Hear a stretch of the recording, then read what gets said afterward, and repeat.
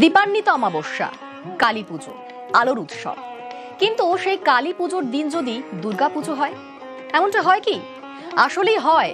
বিষ্ণুপুরের রক্ষিত পরিবারের দুর্গা পুজো, কালী পুজোর দিনে সেখানে দুর্গা পুজো হয়। রক্ষিত পরিবারের এই পুজো ঘিরে কত ইতিহাস রয়েছে। 200 বছরের পুরনো সেই পুজো। দীপান্বিত অমাবস্যাতে সেখানে দুর্গার আরাধনা হয়। কিন্তু কেন হয় চলুন জেনে নিই। আমাদের সঙ্গে সরাসরি রয়েছেন দেবব্রত। দেবব্রত, কালী পুজোর দিন দুর্গার আরাধনা কেন?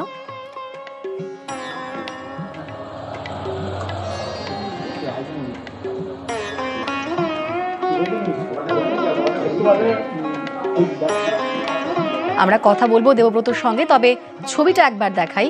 একেবারেই সেই পুজো সেজে উঠেছে, মণ্ডপ সজ্জা একেবারে সুন্দর করে আলপনা দিয়ে মায়ের সামনে আলপনা আঁকা রয়েছে। 200 বছরের এই পুরনো পুজো, রক্ষিত পরিবারের এই পুজো ঘিরে প্রচুর ইতিহাস রয়েছে।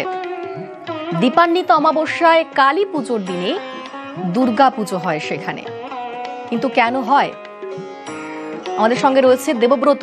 দেবব্রত, এর ইতিহাস কি? কালী পুজোর দিন কেন রক্ষিত পরিবারে দুর্গা পুজো হয়?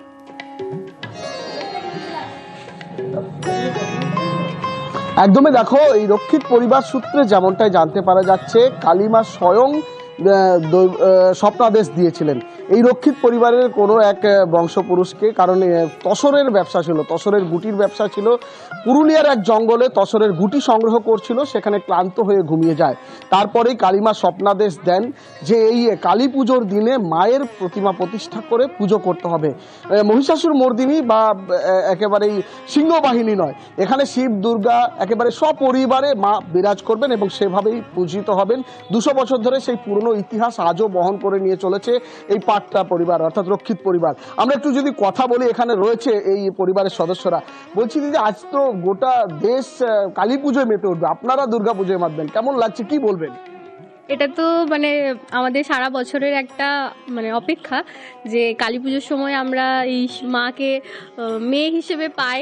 তো সবাই দুর্গাপুজোর সময় বাপের বাড়ি যায়, আনন্দ করে। তো আমরা দুর্গাপুজোতে অত আনন্দ আমাদের সেরকম কিছু থাকে না, কিন্তু আমরা এই কালী পুজোতে বাপের বাড়ি আসি, সবাই মিলে খুব হই হুল্লোড় করি, মজা করি এবং দুর্গাপুজো করি। হ্যাঁ, দুর্গাপুজো করি। আর আরো কয়েকজনের সঙ্গে কথা বলি। বলছি দিদি ভাই, যে আজকে দুর্গাপুজো হবে কিছুক্ষণ পরে, কেমন লাগছে?